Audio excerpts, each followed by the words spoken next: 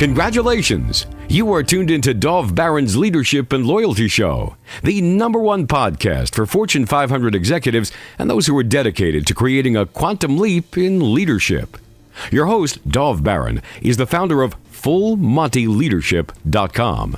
He's an executive mentor to leaders like you, a contributing writer for Entrepreneur Magazine, CEO World, and he's been featured on CNN, Fox, CBS, and many other notable sites. Dov Baron is an international business speaker who was named by Inc. magazine as one of the top 100 leadership speakers to hire. Now, over to Dov Baron. Welcome, dear friends, fans, and fellow aficionados of leadership excellence. Thank you for joining us on this episode of Dov Baron's Leadership and Loyalty Tips for Executives, part of the Full Monty interview series. I'm your host, Dov Baron. I'm the founder of Full Monty Leadership, and I'm here to assist you tapping into the one thing in your business that changes everything. Let me ask you, what do you need to up-level your leadership? Well, today we ask, to hustle or not to hustle? That is the question. You'll have to find out by catching this episode. Remember, you can now chat about this episode or any past episodes on our Facebook page. Simply go to Dov Baron's Leadership and Loyalty Podcast in Facebook and you'll find us there. If you're a new listener, new viewer, thank you for joining us. Strap yourself in. We're about to go full Monty. As always, you can find us on iTunes, Spotify, iHeartRadio, or wherever it is that you tune into podcasts. We also need your help in staying relevant, so please get yourself over to iTunes, rate, review, course, subscribe to the show. You can catch us on traditional radio stations across the United States every Monday and Thursday, all the way from Las Vegas to Philadelphia. You can also catch us on Roku TV, where there's over 100,000 subscribers. And if you're a regular listener, big thank you to you for making us the #1 podcast globally. Fortune 500 listeners, with a potential reach of 2.5 to 4 million viewers on listeners for every show. We're honored and grateful to be cited by Inc.com as the #1 podcast to make you a better leader. And I don't know if you know, but you can catch us on Spotify, Google Home, and Alexa. Simply say, play Dov Baron Podcast. Again, thank you for sharing the show with everybody you know. All right, let's strip it down and dive right in. As a leader, whether you're a CEO, someone in the C-suite, a sales leader, an entrepreneur, or a leader in any capacity, well, you definitely know that as leaders, we are driven to hustle. And as I talked about in a video I did back in 2017, hustle has become the new entrepreneurial religion, and the high priests are all over social media. The question is it worth it? Do you sometimes have to step down or step back in order to step up and live big? Well, let's find out together. My guest today on this episode is Ajit Nawalkha. He is a serial entrepreneur, global educator, and a consultant. This is a man who went from sharing his home with 23 other family members in India, where he held a dream of becoming wealthy. He turned that dream into a reality by becoming a global speaker. Ajit learned all this through experience. He became the co-founder of Mind Valley Teach. He is the former CEO of Mind Valley. He went from being a nonprofit intern to being the CEO of this international company. He did this by immersing himself in entrepreneurship, values-based leadership, and learning how to double business while impacting more and more people. Ajit Nawalkha believes entrepreneurs can have it all: business, success, health, fulfilled life, and thriving relationships. And there is no need to sacrifice other parts of your life in the name of business. Ladies and gentlemen, please put your hands together and help me to welcome the author of Live Big, a new dad, Ajit Nawalkha! Thank you so much for the invite, Dov. I'm super excited to be here. It's so good to have you here. It took us a while to get there, but I'm really glad that you're here. I'm excited to be here too. You have, like I said, you've risen up. We're going to get into that. From being an intern, you've had your own businesses, you've been the CEO of businesses. But I want to just sort of call back for a moment, because this is a leadership-focused program. So let me ask you, what do you see as the current state of leadership? You get to travel all over the world, you get to speak all over the world, you get to meet leaders and work with leaders. What do you see as the current state of leadership?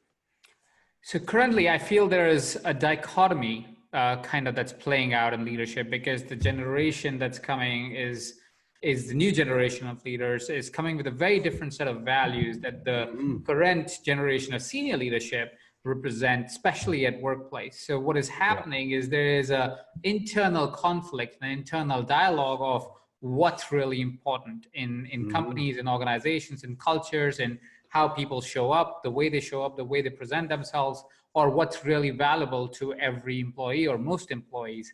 So currently it's a challenging situation to be in, because we haven't really been able to integrate the two approaches. We haven't been able to fully accept the new world, and we haven't been able to really take all the juice and wisdom of the old world, of the world that has matured in as leaders and created this beautiful world that we live in. And we are trying to integrate that. So there is a semi-conflicting environment, which causes a little bit of confusion towards what's the right way, what's the right behavior, what's the right attitude, what's really motivating people, and how do you continue the progress of companies, considering that the new generation has a fairly, it's similar but not same set of values, and they value things differently in the order of priority. So it's an interesting space to be in. But it's a very exciting place to be in, because it's a lot more driven towards joy, fulfillment, yet creating tremendous amount of wealth. Yeah, as Max Planck said, the great quantum physicist said, sometimes for things to change, you have to wait for the old people to die.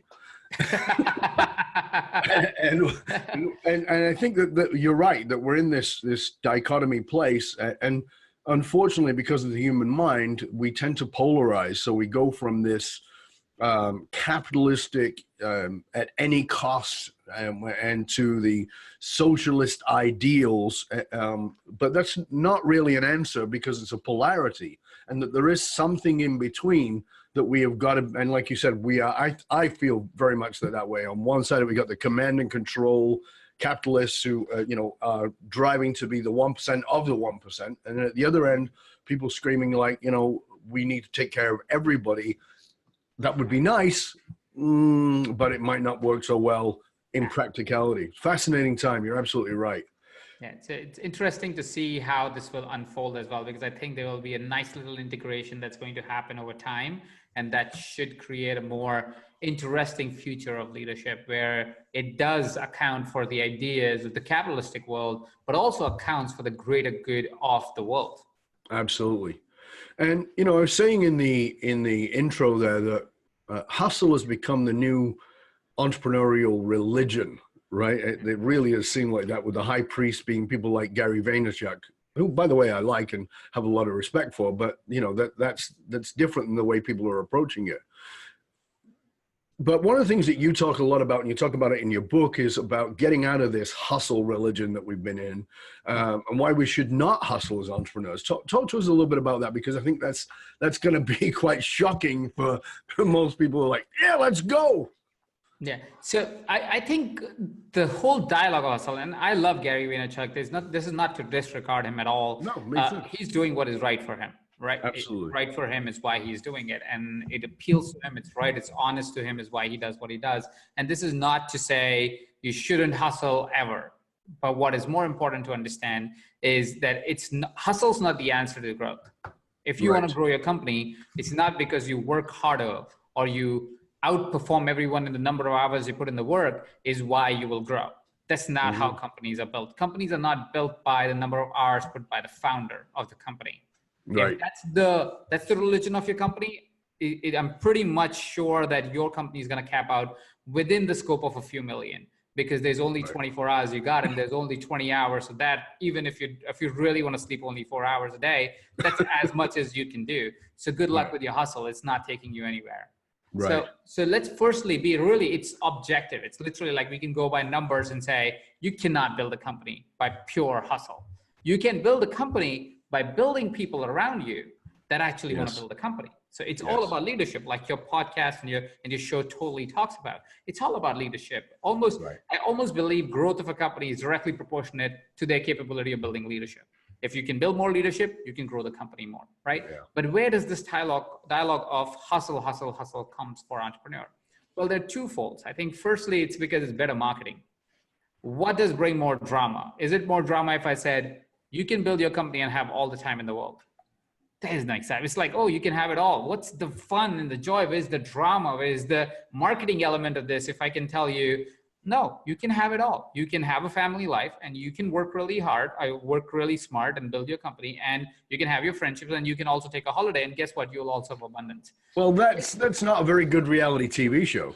Yeah, exactly. It doesn't make good reality TV because it becomes, oh, what makes a good reality TV show? Well, if I'm struggling and I'm dying, I'm the gladiator, I'm the only one, nobody cares about me, nobody loves me, and that makes a great character on TV, that makes a great character on a web series, fine. Hustle becomes the hero. Why? Because it's better TV, right? Yeah. So firstly, let's just really understand the whole dialogue of what Gary Vee is doing and Gary Vee is a smart marketer. Like let's all agree to that. He's a brilliant marketer. He's moved the needle on entrepreneurial marketing like nobody else in the modern world for sure. So he's brilliant at what he's doing, but it's also very good marketing. And in time, if he already doesn't realize it, he will realize in time as well himself as Gary Vee, that hustle only takes you that far. There is a point in life where you want to be able to travel for fun. You want to be able to travel for family.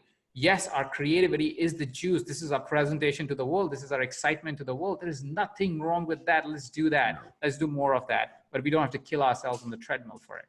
And that's the argument when it comes to hustle or being anti-hustle. Is that I also think you said something that's really important that I want people to pay attention to, in that hustle is authentically Gary.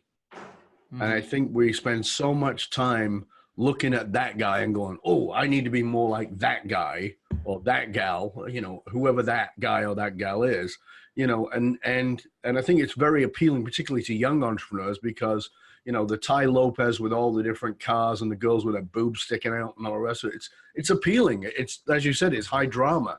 But if it's completely inauthentic to who you are, you know, I'm a speaker, you're a speaker, and I swear on stage. I've been speaking 35 years. I've always sworn on stage. I don't drop the F-bomb on stage. I do here, but not on stage. However, I'm now noticing speakers who are dropping the F-bomb on stage because Gary does. And I'm like, dude, you know, what are you doing? This is not who you are, you know. And I see that, for me, that's a speaker level version of what's happening in entrepreneurship. Well, Gary works 20 hours a week, 20 hours a day, and Gary's 7 days a week. Yeah, but that is Gary. I don't feel like Gary's trying to be anything but Gary. Yeah. The problem is, as a leader, and this is a very important thing about we have to recognize as leaders ourselves, is that leadership is impact and it is influence. And people are looking at us and saying, well, that's what I have to do. And we have to take responsibility. And I love that that is where you have gone, is saying we need to lead differently. We need to be a different example. And you've even been that yourself, because one of the major problems is for leaders and entrepreneurs is burnout. And you've talked about your 4x4 principle. Can you tell us a little bit about that? Because I think that's a really good way to open up this. So just to give you a little segue and kind of concurring to the point that you already made, that leadership and Gary being Gary and hustle being true to people being hustle being true to people who really like to hustle, is what is the truth and what is a subjective truth. For example, isn't it that most of the time when we're watching somebody on Instagram or Facebook or YouTube, we are looking at a show reel of their life. We're not looking at every minute of how they live. We are looking at a small margin of how they really, really live, which usually is, okay, fine, there's a 3-minute video on a 24-hour day or a 2-day or a 7-week thing. It's a 3-minute presentation of their 24 hours or more. So let's not fall for that. That's not their absolute 100% every minute of the day, because they wouldn't survive that themselves. It's just not possible. It's just too much for every single day for any human body. Now, that led me to, again, I fell into that trap at a point in my life where I was like, okay, so the way to get successful, and remember, I come from a background, like you already mentioned, where there were 23 other people sharing the same space with me, right? So I came from a place where I really needed abundance. I really needed success. And if I wouldn't get the success, it would be really, really hard for me emotionally and physically and so forth, because I really needed to get out of that house. And so I started the same trend. I was like, okay, I got to go work hard, because that's what the dialogue is also, right? Work hard, work hard, work hard. That's how you become successful. And I kept that dialogue, and I worked really, really, really hard until I got to a point where it started to hurt my body, my relationships, my family, and just my spirituality, just of who I was. I was just always on either my computer, or I was in a bar getting a drink because I needed to kind of calm down from the work that I did. It made me marginally alcoholic. I was barely talking to my friends or took a vacation or anything like that, because I thought that's the way to do it. That's the only way to do it, only to realize that if I continued down that path, I would be a miserable man in a few years from then. And so I had to go, listen, I have to find a different way. And that got me to take some brave steps to rediscover my life. And in that process, I started an experiment. I said, I don't want to compromise my abundance. I don't want to compromise the impact that I have in the world. But at the same point in time, I don't want to compromise my life. Is there a way? And so I started a study around how to really think about time. What does time really mean? How do human beings operate in different contexts of times? And so I came up with, and I studied a few theories. And one of those theories was something that Carl Newport talks about. Carl Newport talks about in one of his books, where he talks about time, on how there's focused time and there's fragmented time, or fractured time, as you call it. Focused time is where when you work on something, you're focusing on that item only. And when fractured time is when you're working on something and then checking Instagram at the same time, Facebook at the same time, or whatever that is, right? So you're not focused. It's called fractured time, which means your productivity. What happens in fractured time is you need to recalibrate your mind to do the same job several times. And because you're recalibrating, it's taking twice as much time as it would otherwise take. Whereas if you're in focused time, you don't recalibrate your mind. And so you can get a lot of high quality work done if you do a chunk of time. So that was one of the approaches. I was like, oh, that's interesting. What if I put myself through focused time? And that was the first approach that I took. The other one was where I was like, okay, I do so many things in a day, but a lot of these things are kind of either reactive, like email, for example. There are other reactive things that I have to do, or the things that don't really contribute as much to the bottom line or the top line of my company or my companies. So I said, okay, so this activity that is happening because I must do the activity because somebody says so I should do the activity. What if I just didn't do it? Or what if I just like simply said, well, this will happen when it needs to happen. I don't like attach myself to a strict timeline to it. And I said, okay, only the priority work, the 20% that produces 80% is all I will do. Right. So I found that. I was like, okay, these are the items that I would do.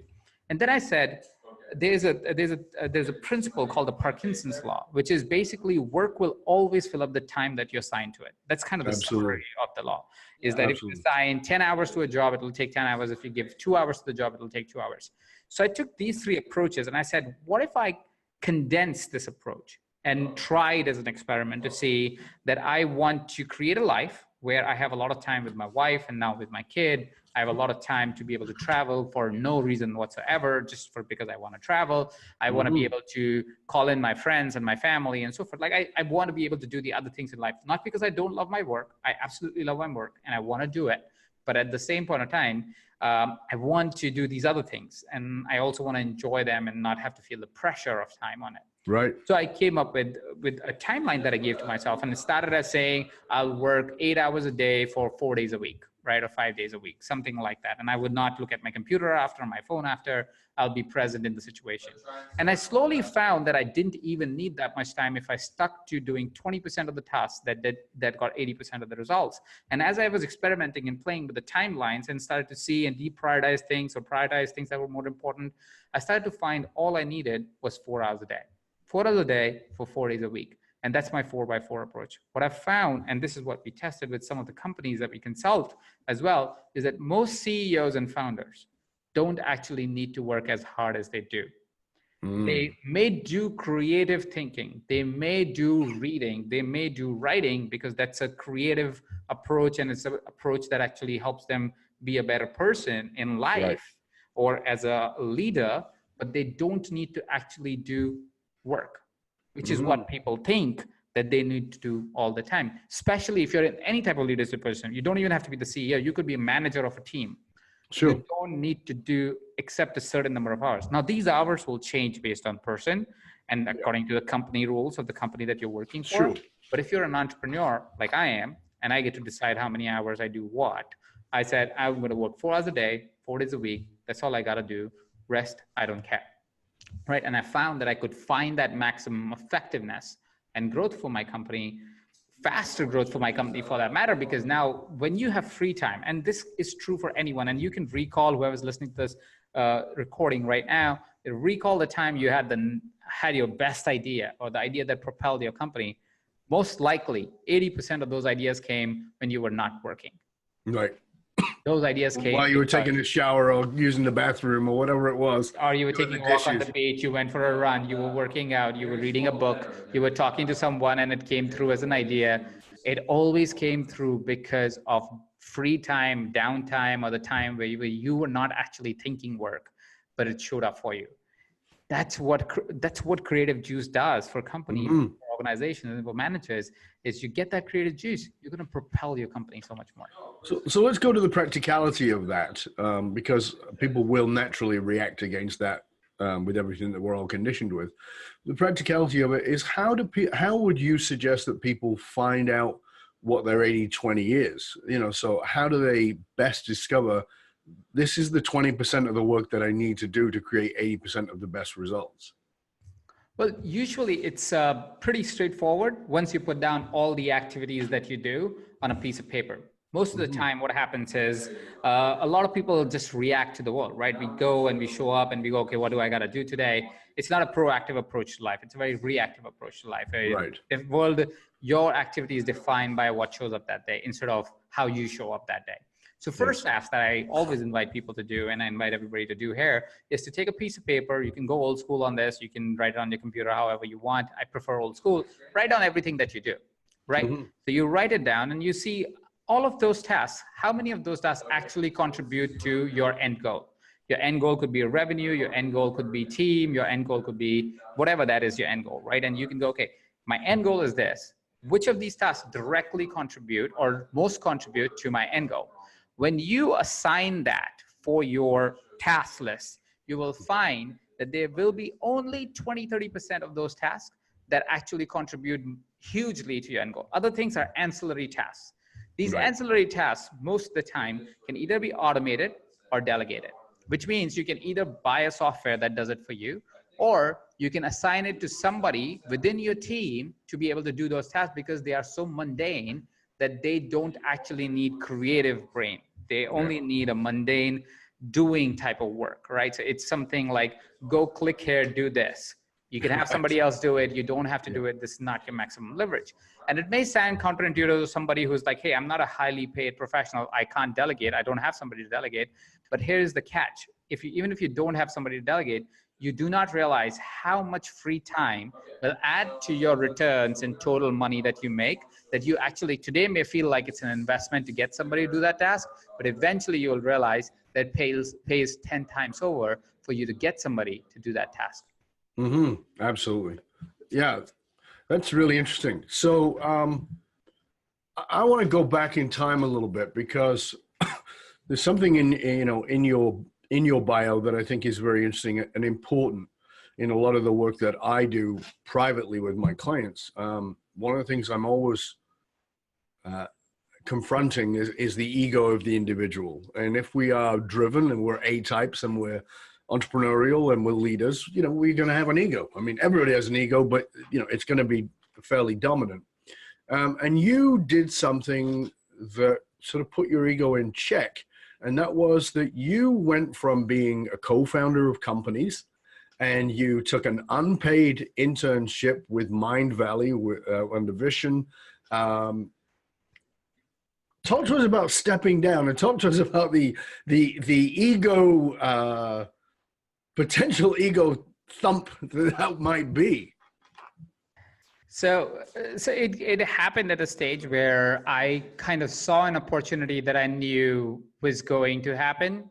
And I knew I was taking a bet, but at the same point in time, I thought the opportunity was greater than the bet that I was playing. So here's the scenario that really it went down in. So I was really young. I had started a company in partnership with a media house back in India, where I come from. And as I was running the company, that company was among the first few internet ventures that you could think of at that time. It was right after the crash and so forth. So it was an interesting place to be. And I was trying to figure this thing out, right? It wasn't working. I wasn't building the best technology. I wasn't building the best advertising mechanism, and I didn't know how to grow the company. But at the same point in time, because I was curious enough about the internet, I was like, I'm going to go try it. And we had some advisors and so forth. It was a variation of a social network. You can say it in a way. Right. What happened was around the time Facebook came through. Facebook became a big deal around 2007, 2008. This was the time when we were building this company, and it came to India in right around 2007, 2008. It decided to become a thing in India in 2000, 2008. And people were like, holy crap, we are way behind this technology. There's no way we can catch up. And people were already getting a tremendous amount of traction on Facebook, on the platform in India. And so we were like, we're not going to catch up to this tech. And there was no way, I had no idea how to grow our unit or our company in a way. I had no idea how to go viral. I had no idea I didn't understand these terms. I didn't understand SEO. I didn't understand paid ads. I didn't understand any of this stuff. No. And so I asked a question. I was like, today I can keep hustling and try to grow this company, trying to figure it out, trying to learn this on the job type of thing, or I can learn as an intern, and not as an intern. And that was not my initial thought. My thought was more like apprentice to someone, is how I can learn it and actually be able to utilize the opportunity, which is the internet. It wasn't even about social media. It was about using internet as a tool to be able to really create a grand enterprise eventually in my life. And so I started asking people around, and I hired an intern in my company. So this was my intern in the company that I co-founded before. And I asked this intern saying, hey, do you know any companies, because he was traveling around the world at the time, and like, do you know any companies that would be interesting in the area of internet and would be willing to hire somebody who has kind of a failed startup or give me an internship or something like that? So he said, hey, listen, I don't know a big enterprise, but there's this little company, and their key dialogue is you will get trained. So their investment in you, the reason why they will take you as an intern and are willing to, or say that we don't really need to pay you that much or whatever, is because we will train you to become better. And I'm like, that's the outcome that I want of this. I don't care for how much I get paid till the time I can like take care of my bills or whatever. I am fine moving to a different country and being an intern till the time I get to learn on the job. And that really is how I moved there. Now, there was a little bit of ego, but I think at the point, I was more excited about the future than I was concerned about, am I taking a step back? And I would say even today, I'm almost always more excited about what the future holds for me than thinking about where I'm operating from, because you know how ego is kind of the enemy sometimes. It helps you, it helps us sometimes, and quite a few times for that matter. It helps us stay on course a lot of times. But at the same time, a lot of times it's the enemy. It's the reason why we don't make progress. And well, I think it's because as I've spoken about many times, that ego. When we think of ego, we don't actually understand ego, and we think of ego as being this big bravado, and certainly ego can be that, but that's not. It's also the part of you that me, us, that wants to keep us safe. And if things are looking too different or too challenging, it will pull us back in fear. That's also the ego. It's not just the big bravado. So the ego says, hey, but I was the co-founder of a company. I'm not going to take an internship, because then that's going to be so vastly different to go from, at least the perception that I'm the high paid leader, even if it's not a reality, because often it's not, to being I'm the unpaid intern. But I think what's important about what you said was that this willingness to embrace the unknown, this willingness to step up into learning about what the future could bring, and also the recognition that you didn't know. And I've said for years that the most dangerous thing you'll ever say is, I know that, while the most powerful thing is, I want to know more, being courageous and being curious. You talk about being a leader of none. Tell us about that, because that's quite fascinating, I think, for all of us in leadership, because we think of leadership as being a leadership of many. And you talk about being a leader of none. So the idea comes from a backstory of my own growth as a leader. So I grew up as a leader in a nonprofit. So as a student, I joined a student body, which is world's largest student body, international organization, for facilitating internships or facilitating exchange of students to learn from different cultures. It was built on the foundation of World War II and the tragedy that happened on World War II, and it promotes world peace. And I grew up as a leader in that organization where we were mostly motivating teenagers and young adults to stay in an organization and not for profit, so they were not getting paid.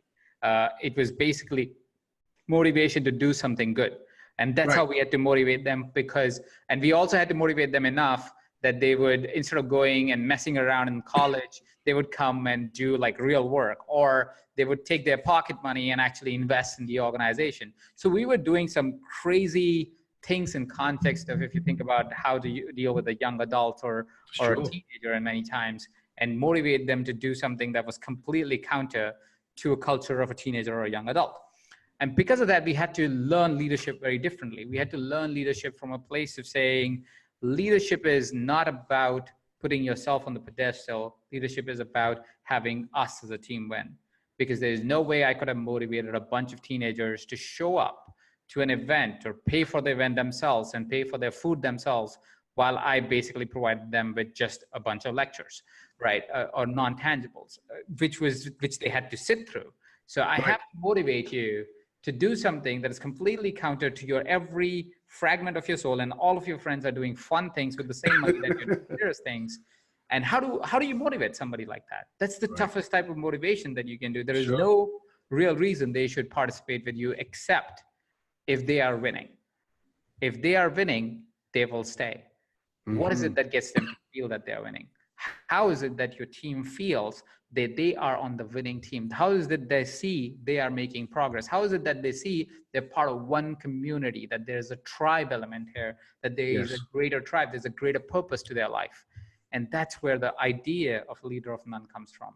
Because what I learned in that organization was the best type of leaders that I saw that motivated me, or I found myself to be in the greatest position in one of the leading local chapters and the leading national offices in the country, was when nobody could, if you were sitting in a room, I was never on the front. I was never the guy saying, hey, I'm the guy, call me out, I'm the leader. Never. You wouldn't even find who was the leader in our team, because everybody was the leader in the team. Now, when that happens, when that starts to happen, when ownership for every individual in the team starts to happen, the team completely transforms. All of a sudden, you are not the driver of the company. There are many drivers in the company. You are not the motivation builder of the team. Everybody is a motivation builder of the team. It may seem like that it would be like, hey, but what about me? I am the leader, right? But it's actually more powerful to be a leader of a team of leaders than to be a leader of a team of followers. Because when you're a leader of a team of leaders where nobody actually even knows you're the leader, but the leaders do, the people who are in your team, they do know you are the leader. What happens is you are elevated to a height that you become untouchable in context of person that is always asked to lead when there's time to lead. Because you've established yourself as somebody who doesn't protect themselves or protect information and insight to themselves. They say, no, I create leadership in the team. I create leadership in the company. So I must be one of those that will always have everybody win in a scenario, right? And it sounds a little bit difficult, but it is fairly easy once you let yourself understand that it is about the organization. And when the organization has to win, you naturally will start leading that way. And it's putting your ego to the side. It is, yes, putting your ego to the side, yeah. Right. Now, I'm a great believer that we are shaped and formed psychologically in the early part of our lives, and what we get in our formative years, no matter what it is, can become the thing that breaks us. It can also be the thing that gives us wings. How is your childhood? I mean, you talked about living in a family with 23 people in the house. How has your childhood shaped you today, do you think, when you look back at that? So as much as I grew up in a household of a lot of people and lack of abundance, I definitely had abundance of wisdom in my house. Because when you grow up with 23 people and you're living with your cousins and your grandparents and your grandparents' cousins and your uncles and aunts, What happens is, as much as, yes, there are a lot of people in the house, there's so much wisdom going on, like wisdom of the adults, of the grandparents, for example. And I was fortunate to have a grandfather and my father as well, who were seen as community leaders in a way. They're people who people come to counsel for, or come to advice for, or come to when they are challenged and don't know how to rationally really resolve that situation when there's a time of conflict. My grandfather was a counsel to a lot of people, and we would see that as kids. And then my father was a counsel to a lot of people, and we would see that as kids as well. And because we saw that counsel happening all the time, the wisdom of stories and wisdom of knowledge and wisdom of just the words that was around us was in abundance. And that is something that definitely shaped a lot of who I am today, or how I show up a lot today. Me not being able to operate from a place of ego, but from the place of how do we all win, comes a little bit from my background. Me being able to be present in a situation that otherwise may seem tough and impossible to resolve comes a lot because I saw conflicts being resolved in front of me with a completely amicable way, even if it seems really intense when it started. Because I saw that growing up, I think that brought a certain level of intelligence that I can tap into, but I can't explain. It's one of those things. I can tap into, I can show up with that intelligence, but I can't explain where it comes from. I think it is a lot of my background of coming from a lot of wisdom, even if you marinated in it. Yes, it was just always around me. Yeah. Because it's interesting. Because the reason I ask is because what our listeners and viewers may not know is you had a coaching company, and I'm thinking, I wonder how much, because coaching has a formula, and that formula is fine for starting out, but it doesn't create high-level coaching. And that high-level coaching usually requires wisdom, and it requires emotional intelligence, and it requires a bunch of stuff that some people just don't have. I mean, they've got the certification that they're a coach, but they just don't have that. And when I was thinking about you and your coaching company, I was thinking about you growing up in this family. I mean, I know I grew up with a big family and a bunch of people around me all the time. Not 23 people in the same house, but a lot of people in the same house, and definitely multiple people in a bed, just like you. So I get that. And my friends were Indians and Pakistanis, and so I was, we stayed over in each other's house and shared each other's beds. So it was kind of the culture I grew up in too. So, but I know there was, like you said, there's something you marinate in. There may be things you go, ugh, I don't want that back. But there were some wonderful things about that. And I had a sense that would have really had an impact on you. Now, when we talk about those kinds of things, we talk about childhood and family. I think I mentioned to you when we spoke about 4 or 5 months ago that I'm married to a woman of Indian heritage who had moved here to Canada from Fiji. And her dad had moved them in order to give his kids opportunity that he didn't have. This is, of course, a big thing in the Indian culture, is to sacrifice for your children. They scrimped and scraped to give those kids an education. Your parents did that for you. You went off to become an engineer. And then you didn't become an engineer. Right. So by the way, in my culture, in the Jewish culture, we need you to be a doctor or a lawyer already, and then if you don't, there's a lot of disappointment with that because we're often carrying the dreams of our parents. And I don't think it's limited to the Indian or the Chinese or the Jewish cultures. It's pervasive. Talk to us about having them make the sacrifices to move you into a better education, to become an engineer, and then having to go, yeah, you know what? It's not for me.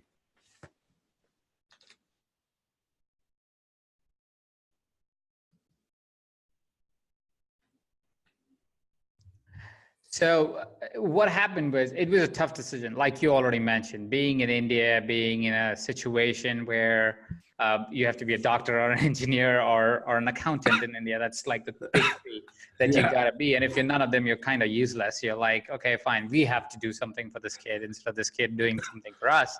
And it was, I was on track to be an engineer. I didn't want to be an engineer, but my mother has this expectation because of all my cousins being real smart. And now we laugh about it, but at the time it was like all my cousins are super smart kids, like becoming a doctor or an engineer or something crazy like that. And I was like the kid who was supposed to be the engineer. I was studying for it, and I was just studying for it. I was like, if I continue to do this for the rest of my life, I think I'm just going to have a miserable life. I'm not going to have fun. There's no joy. It sucks the joy out of me. I loved math, but I didn't like the chemistries and the physics. I was like, oh, I just don't want to do this. And this seems like this is not going to be the next year while I'm preparing for the exam. This is going to be next year. Then there's going to be 4 years of studying this shit again. And then it's a lifetime of doing it. I was like, that's not going to be me. And I fought it because my parents had already made the investment in my training. They'd already made the investment in my getting prepared for the exams and so forth. And so I was at that crossroad where I didn't know how to really respond, but I finally got the courage and wrote a letter to my father. So the good thing in my bit was that that as much as my mother really wanted me to do something, my father is a very open-minded person. He doesn't claim to know it all. He doesn't pretend to know it all. He just simply says, I want you to live a happy life. I don't care if you're more successful, less successful, how much money you have, doesn't matter. Success is determined by you. Happiness is what's more important, right? He's a very philosophical person like that, like the wisdom that I talked about. Right. So I had the courage to write a letter to my father. I couldn't have written it to my mother for sure. I was going to say, what about mom? You just can't hope your dad passes the message along. Yeah, exactly. That was my hope. I was like, I hope he understands, and I hope he gets me the pass that I need to get past this. So I write this letter. It's a 2-page letter, and I write to him, and I'm like, I will be really miserable doing this. I know I will be less successful, but I'll at least be happy, blah, blah, blah. Or at least that was my assumption at the time, right? I'll be less successful because I'm not an engineer. So like, fine, I write that, I signed off, put it under his bed, under his pillow. He of course reads the letter. Next morning, he comes to me, he says, okay, I saw this letter under my pillow. Let's talk about it. We talk about it. I explain him my concern. He's like, okay, listen. So here's the absolute truth. Your dad is not some outrageously successful businessman, right? So it's okay. You don't want to do engineering. I get that. I can still fund your college education. I would really invite you to at least do college. I think it's not nice not to even do a bachelor's. I think you can do it, or you can do it part-time. It's okay, while figuring out what you want to do. But just know that I don't have money to fund any business idea that you might have, or I don't have money to send you for some foreign education or anything like that. I don't have all of that. I can do your bachelor's. If you qualify for some master's, I can probably pay for that. But that's where, that's all I got. You know, right. Like, kind of like that was his way of giving an ultimatum of saying, you can do what you want to do, but I got limited resources. And he was really supportive in that, in a way. And so that really is how I switched gears, and I said, I'm on myself. Like literally, that was kind of him telling me that you figure this out in the next 3 years, because after that you're on your own. And so I started figuring out, like I started doing part-time jobs, and I got early exposure to education world in sense of educational training, how educational organizations are run, because that's where I would go and do my part-time jobs. Like I was their paper maker. I don't know how to say it. Like they would have examination sheets. I will draft it out and I will make them look good. I had the skill of computers. So that was what I would do as part-time jobs. And then slowly, eventually got the student organization, got exposed to the international world, became really brave and courageous about asking for what I really want. Got me to start a company with a media house, and then rest you already know. So that's kind of how it all propelled. You know, it's interesting because I think that it's at the surface level, it's easy to assume some stuff there. And what I mean by that is that the assumption is that you know, it's you made a decision and you went to your dad and your dad said, okie dokie, and off you go. And I think that, you know, I think there's a lot of assumption around that it was easy, first of all, which of course it was not for you. But the other thing is that you are a millennial, and, you know, we see millennials as these people who don't stick to anything and are going to go off and do whatever is, you know, it's kind of nihilistic and hedonistic and just going to do whatever the hell I want. And you even have a chapter in your book, Z or Z, depending on where you live, ZFG. but it's not about screw everybody, I'm just going to do what I want to do. Talk to us about ZFG, because I want people to grasp that you had to make a decision and it had to be ZFG, but it's not about nihilism. It's not about hedonistically, narcissistically, I'm just going to do whatever the hell I want to do. So I think millennials especially grew up in a world where we saw adults making great amount of money, but not living a fulfilled life, right? Being because that was the last generation, right? The last generation that gave birth to us was a generation that lived unhappy lives for the sake of money, for the sake of other people. Yep. Right? And because of that, we were formed in a way where we said, listen, I want to make money. There's no two qualms about it. It's not that millennials want to be broke. We are not all socialists. But at the same point of time, we don't want to live unhappily while making money. We don't want to be unfulfilled in the process. We don't want to hate our lives in the process. And so the dialogue of ZFG is zero fucks given. And the reason why it's zero fucks given is because there's enough of us that already gave way too many fucks about what the world thought of us. And that's really what ZFG is for. ZFG is for, we give too much value to the opinion of the world, and we create too much of our reality based on somebody else's thoughts, opinions, or perspectives on us. But let's be really honest. Who really knows our life except us? Nobody. Like you can assume my hardships, but you don't know my hardships. I can assume your hardships, but I don't know your hardships. I can assume it. I can hope that I understand, but I don't, right? So when that is the absolute, it's just kind of the absolute truth of really not really knowing anybody else's universe completely. We can partially know it and hope to understand it, but we don't really know it. And when that's the truth, when that's the absolute truth, that you don't understand anybody else's universe, your opinion on somebody else's universe also doesn't matter. But what happens is we give that weight to somebody else. We give that token to somebody else. Okay, you tell me if I'm good or not, right? And that's what ZFG is for. ZFG says, no, you don't tell me how good I am. It doesn't mean that I don't give a shit about the world. It just simply means I don't care for your opinion unless it's constructive.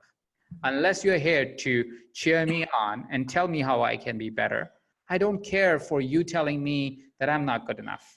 I don't care for you telling me if I, as a millennial, is too hedonistic or whatever the thought is in the world. That is like however the researchers like to say it, whenever they feel like saying whatever they feel like saying. Like, I don't care for your opinion. That's your perspective. Because you're from a different generation most of the time, right? Where the people who are writing articles are not millennials. They don't understand us. And so they make up an opinion about us most of the time, right? It's not fair. They don't understand us, and they don't understand our value system. They're not able to keep, most companies are not able to keep employees or millennials is because they can't provide them with a good career growth path.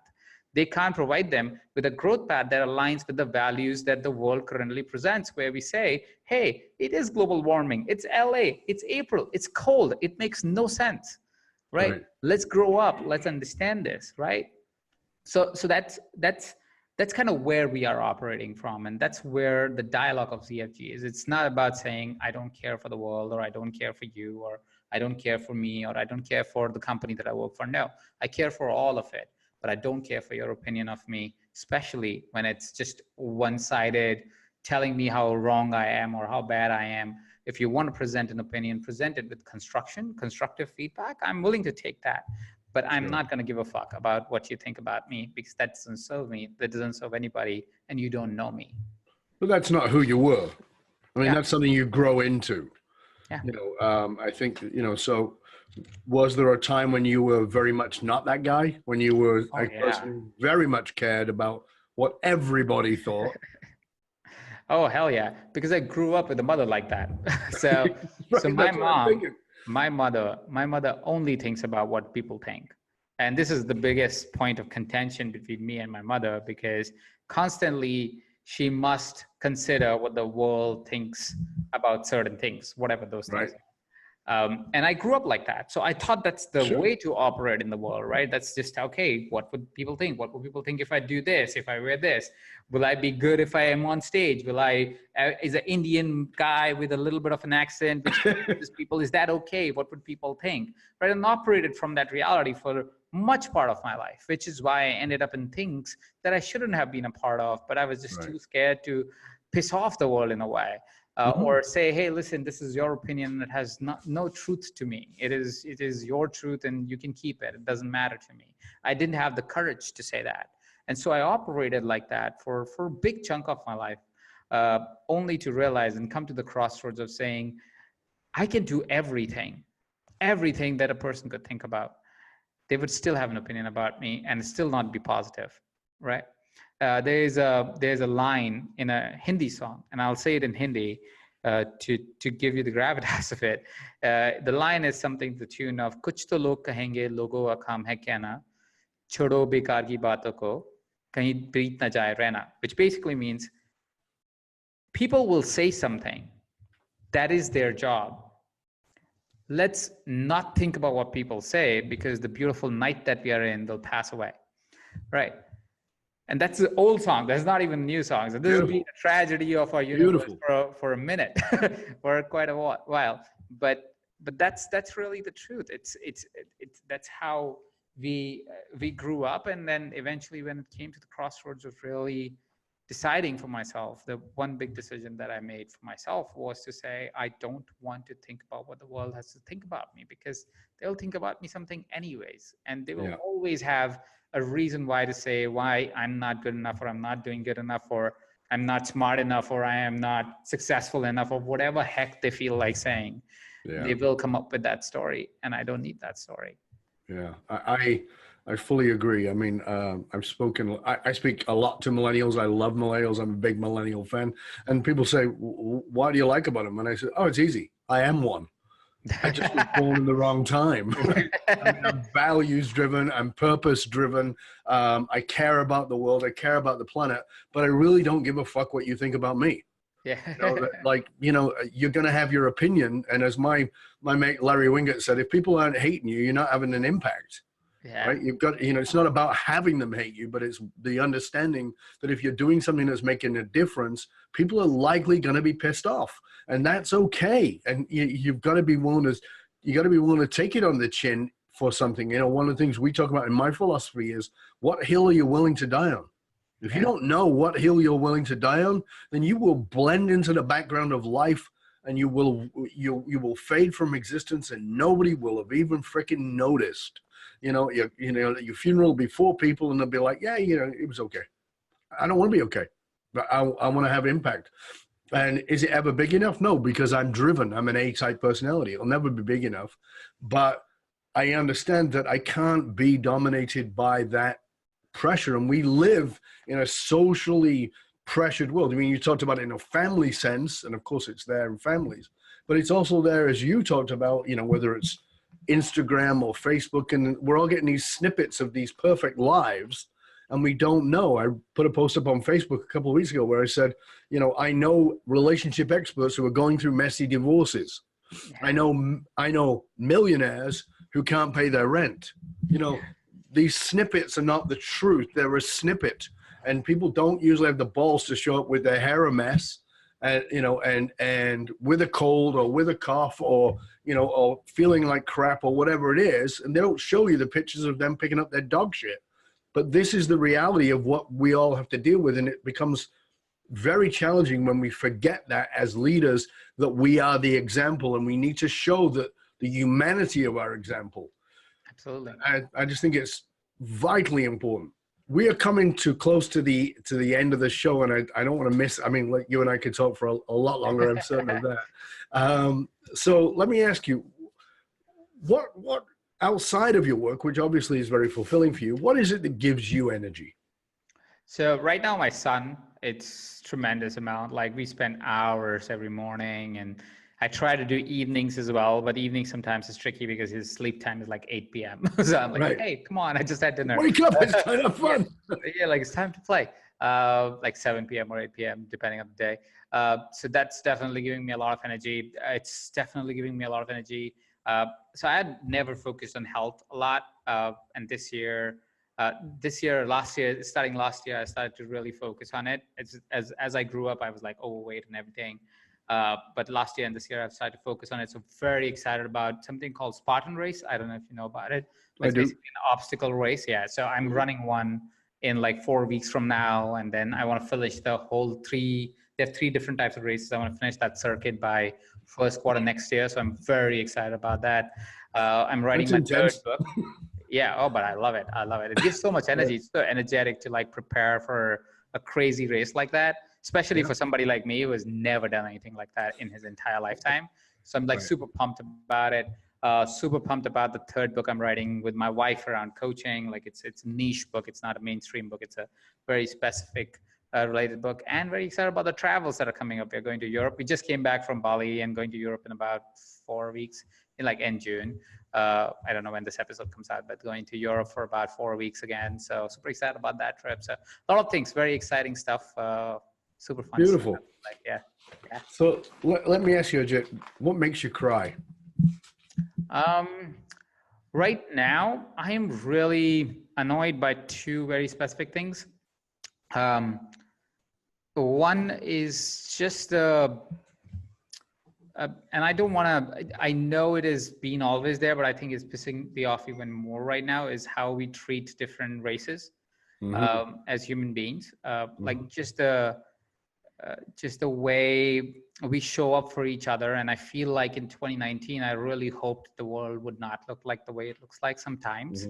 I know it's not everybody. I know it's a small fraction of people that are hoping to not progress or willing to not progress. I don't know what's up with them, but it just shows up in the mainstream so much that it makes it concerning for all of us, or at least for me. So it definitely pisses me off a lot that still in 2019, we don't accept ourselves as one humanity. So it's very annoying. It very pisses me off. And secondly, everything that has to do with the planet right now. It's and I said it in passing, and I'm so pissed off. I'm constantly doing my personal thing of saying whatever least I can do to hurt the environment, I do. I try to do the best I can to not do anything that would be hurtful. But we need a bigger solution. We definitely need something bigger than what we are doing right now. And I don't have a resolve for it, which is why it's frustrating. I know we are all trying, or most of us are trying, if not all of us are trying, but a lot of us are not trying as well. And I hope that we all wake up to it and we are able to not have the situation that we are living in, because I think the signs are starting to show. Like it's not even a point where we can go, oh, maybe it's true. No, it's true. It's happening. It's for us to go, well, what are we going to do about it? So that's the second thing that I think is really annoying to me right now. What makes you cry laughing? What makes me cry laughing? The latest Avengers movie. I don't know. I don't know. Cry laughing. I don't know the context of that, but I guess like any good. You laugh so hard, you just tears roll down your face.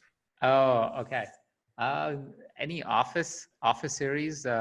Michael, the character Michael, makes me laugh. The British version or the American version? The American version. I'm more a fan of that. Yeah, yeah. I know. It's not the original. But, that's okay. Whatever works for you. Yeah, I think that's funnier in my mind. Yeah. What has been your most difficult inner demon that you've had to battle and deal with?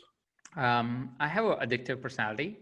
I've worked through it. I've been able to channel it to positive addictions, but that has troubled me in the past. I think I've channeled it into much better things now. I still do have an addictive personality, and I'm working towards seeing if that is going to hurt me in the long term or not. I don't know the answer to that, but I'm channeling in a positive light right now. But it's been a challenge in the past. What is the dream you hold as a father for your children? That he lives the life he wants to live, and he doesn't he doesn't become a function of, or becomes somebody who doesn't live his authentic self, his honest self. I just really hope as a father, if anything else, if I can give to him, or if any inspiration I could give to him, could be that he could be whatever he wanted to be, and he just should stay honest to the vision and the mission that he has for his own life, and live the most honest version he can for his life. And I hope to be able to inspire him to do that. Fabulous. In a parallel universe, what is your career? Oh, I think I'll be a filmmaker. I really like filmmaking, but I almost feel like that will be my career later in this life. But I think So it's a parallel universe yeah, that's just slightly ahead of you. yeah, just slightly ahead of me. So yeah, Right. I would probably, I would probably be a filmmaker. Yeah. What's your guilty pleasure? Movies, superhero Yeah. movies. Oh hell yeah, all Superhero. day long. Yeah, yeah, I can watch them like a million times. Love them. So as we finish up now, I want to, this has been great, and I want to ask you the final question, which is, I would really like for you to share with us a piece of practical guidance, something that our viewers, our listeners can go away and do, preferably within the next 24 hours, but certainly over a short period of time, and just actually to fully take this in, because I've always said that information is worth the hole in the donut. Transformation comes from application. So what is the practical guidance you can give us? We touched briefly on it while we were talking about 4x4. I would say my first invitation would be write down everything that you do and really look at it, like really go, okay, what moves the needle? And if it doesn't move the needle, does it really need to get done? Or is it something that you think is important, but is actually like really not important to your company, to your role, or whatever that is? And I would say that would be the first exercise that I would really invite people to do, because we don't do that, first of all. Secondly, once you've found those activities that really move the needle for you, I would say, what if you just did an experiment? See it like an experiment. You don't have to believe me that it works. See it like an experiment. What if you did that for the next week? For the next week, just do the items that are most important to moving the needle and see what happens in the world outside. Do you get more time? Observe if you get more time. If you get more time, what do you do with that time? Observe what happens when you don't do those activities that are not that important. Do they really come back to you? Does it really bite you in the ass like you think it will? And see those changes and look for those little nuances, because that will help you find more time for whatever else you want to create and do and manifest in your life. It's open to your imagination, but create that space so you're not living in a world where you're reactive, but live in a world where you're proactive about it. Yeah, that's great advice. And one of the things around that is the self-awareness. So as you do that exercise, which I obviously would encourage you to do, is create the self-awareness to notice if you stop being so busy, what happens to your level of anxiety? Does it go up or down? For some people, it will go down. For others, it will go up, because you actually think busy is what you are, and that's not who you are. So it's a very interesting experiment, and I encourage you to do it. Ajit Nawalkha, thank you, sir. It's been a pleasure having you here. Thank you so much for all that you've shared, for your kindness, your generosity, your wisdom. Please tell our listeners, our viewers, where they can find out more about you and all the wonderful resources that you have. So firstly, I'll invite you to go check out the book that we talked about briefly. It's available at livebigthebook.com, LIVEBIGTHEBOOK, livebigthebook.com. That book discusses many of the ideas that we discussed today with Dov, and many more ideas like that could help you shift your perspective towards how to grow your company without actually just thinking, how can I work more? To give you an alternate approach to growing your companies than just working harder. And secondly, if you want to know more about me, you can just Google my name, Ajit Nawalkha, and you will find various ways to connect with me on social media, or go to my websites or different businesses that we work on. So you can get to know more if there is any interest there. Fabulous. And of course, we will post all of that into the show notes, making sure that all the contacts are there and wait for you to reach out. I will spell it out for you just in case, because, people have unusual names. People stick an E in my name for some unknown reason. I don't know why, but there you are. Ajit's name is AJITNAWALKHA. You got that? Ajit Nawalkha. You can go find him on social media. You can find him on his website, all kinds of places. Again, thank you, sir. It's been an honor and a pleasure having you with us. Appreciate it. And I hope you'll stay with us to the end. And for you, dear listener, as always, you can hang out with other conscious leaders and chat about this episode or any past episodes in our Facebook group by just going to look for Dov Baron's Leadership and Loyalty Podcast to find out how you can hire me, Dov Baron, as a speaker or a strategist for your organization. Simply go over to fullmontyleadership.com/consulting, fullmontyleadership.com, or you can go /speaking Please be aware that the research consistently shows that even the fastest growing companies face the challenges of spending so much money, energy, and time attracting, training, and developing top talent, only to have that talent leave at an alarmingly fast rate. If you are frustrated with investing in training and developing your talent, only have them leave before you get your ROI, come talk to us at fullmontyleadership.com, where we provide the essential leadership skills to rekindle and amplify the hidden loyalty assets inside of your organization by tapping into purpose. fullmontyleadership.com, because you can't outsource authenticity.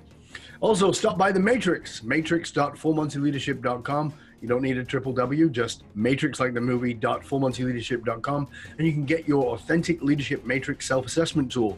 It's valued at $197, and you get to find out the 5 areas of leadership and where your strengths really are. I want to thank you for sharing the show with everybody you know. And until next time, stay curious, my friends, stay curious about hustling harder. Is it actually going to get you there? Or is it actually going to take you away from where you really want to be? Maybe you need a spot of, I don't know, ZFG. I'm Dov Baron. I'm here to assist you tapping into your deep greatness to reach the next level of clarity, focus, purpose, and profit in your business, your life, and your leadership impact. And I am out.